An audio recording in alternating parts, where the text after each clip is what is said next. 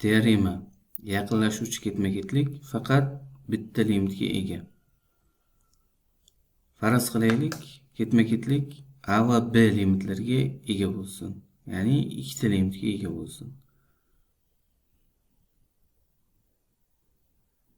Bu yerda B A dan katta bo'lsin degan shart olamiz. Epsilon musbat sonni shunday tanlashimiz mumkinki, A va B nuqtalarining epsilon atroflari o'zaro kesishmasin. Bu yerda epsilonni B minus A taqsim 3 dan kichik deb olsak, bu atroflar o'zaro kesishmaydi.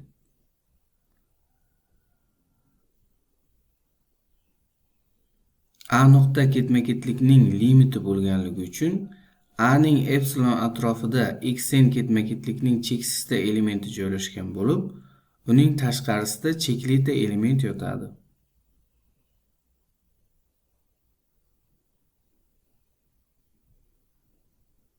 Bu holda B nuqtaning epsilon atrofida cheklita element qolyapti.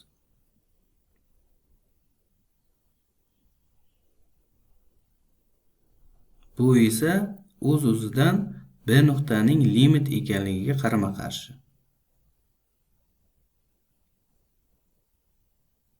Demak, ketma-ketlik faqat bitta limitga ega bo'lishi mumkin ekan. Agar xn ketma-ketlikning limitini B deb olsak, A limit bo'la olmasligini ham xuddi shunday ko'rsatishimiz mumkin.